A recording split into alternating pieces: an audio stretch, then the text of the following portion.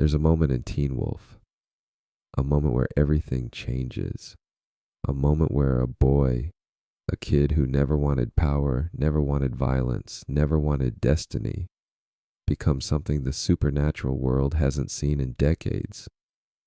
Not because he was bitten, not because he was chosen, but because he refused to break. This is the story of how Scott McCall became a true alpha, a transformation so rare, so impossible, that even the oldest creatures in Beacon Hills believed it was nothing more than a myth until Scott proved them wrong. Long before Scott ever stepped into the woods behind Beacon Hills High, there were whispers, stories told in hushed tones, warnings carved into old bestiaries, legends passed down through packs who barely survived the creatures they fought. A true alpha wasn't born, a true alpha wasn't bitten, a true alpha wasn't created through violence or domination. A true alpha rose through character, through will, through the kind of strength that can't be taught, only earned. Most werewolves lived their entire lives without ever meeting one. Some didn't believe they existed at all, but the myth was always the same. A true alpha rises in moments of crisis, when their heart is tested and their soul refuses to break. Scott McCall had no idea he was walking towards that destiny, not yet. It starts in the woods. A scream, a shadow, a bite that should have ruined his life. But Scott wasn't like other betas. Where others lost control, Scott fought for it. Where others embraced the violence, Scott resisted it. Where others used their power to dominate, Scott used his to protect. Every full moon, every transformation, every moment of fear, Scott made the same choice. I won't become a monster. And that choice mattered more than he knew, because the path to becoming a true alpha isn't paved with strength, but with restraint. Beacon Hills didn't give Scott time to breathe. Hunters, Kanimas, Alphas, Durak, Nogitsune. Every season, every threat, every loss, Scott was being shaped. Not by fate, not by prophecy, but by the choices he made when everything was falling apart. When Jackson lost control, Scott didn't kill him. When Derek offered power, Scott didn't take it. When Gerard demanded violence, Scott refused, and when Peter tried to manipulate him into becoming something darker, Scott pushed back. Every moment was a test, every test was a step, and Scott kept climbing. But the real turning point, the moment where Scott's destiny began to take shape, came with the arrival of the Alpha Pack. Ennis, Kaylee, Ethan, and Aiden, and Deucalion, the demon wolf, a creature who believed that power came from fear, from blood, from domination.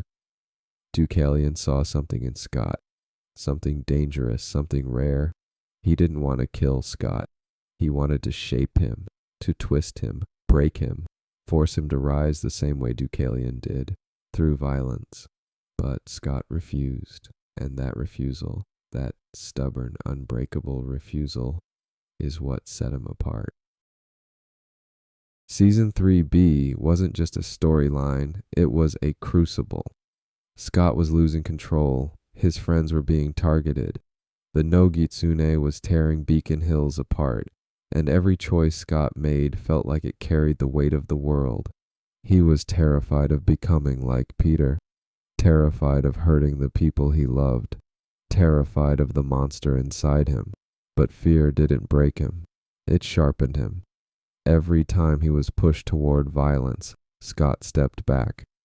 Every time he was tempted by power, Scott rejected it.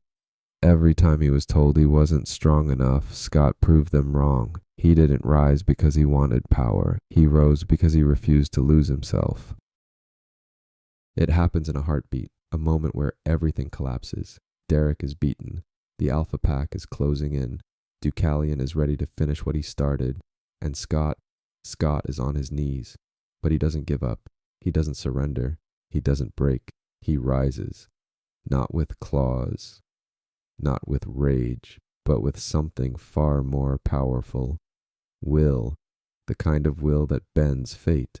The kind of will that rewrites destiny. the kind of will that transforms a beta into something the world hasn't seen in decades. His eyes burn, not gold, not blue, not red, but crimson, the color of a true alpha. A power earned, not taken, a power awakened, not stolen, a power that comes from the heart, not the bite. In that moment, Scott McCall becomes what no one believed he could be, a true alpha. Most alphas rise through violence, through killing, through domination. Scott rose through compassion, through loyalty, through sacrifice. He didn't kill to gain power. He didn't betray to gain strength. He didn't break others to rise above them.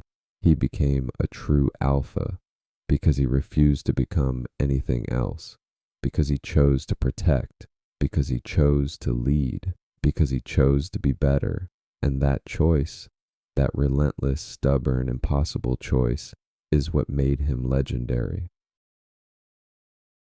Becoming a true alpha didn't make Scott stronger. It made him responsible, because power doesn't come for free, not in Beacon Hills, not in the supernatural world, not for someone who leads with his heart. The moment Scott's eyes turned crimson, he inherited something far heavier than strength, the weight of every life around him. A true alpha doesn't just protect their pack, they carry them, their fear, their mistakes, their pain, their survival, and Scott carried all of it. Every time someone was hurt, he blamed himself. Every time someone was taken, he felt responsible. Every time someone died, he wondered if he could have stopped it. That's the part no one talks about. The myth says a true alpha rises through will, but it never mentions the cost of staying one. Scott didn't just rise, he held the line, even when it broke him. Scott McCall didn't become a true alpha in a single moment. He became one in the moments that followed. In the nights where he couldn't sleep because he feared losing someone else. In the battles where he stood in front of danger so no one else had to. In the choices that forced him to sacrifice pieces of himself to keep everyone else whole. That's what makes Scott different. Not the power, not the eyes, not the title, but the truth that no one wants to admit. Being a true alpha is lonely. It means standing between your pack and the darkness, even when the darkness is winning. It means carrying burdens no one else can see. It means rising again and again, not because you want to, but because no one else will. Scott McCall didn't become a true alpha because he was destined to. He became one because he chose to bear the weight that would have crushed anyone else, and that's the real story. Not the rise, not the power, but the boy who carried a pack on his shoulders and never let it fall. This is Scott McCall, the true alpha who stood alone so no one else had to.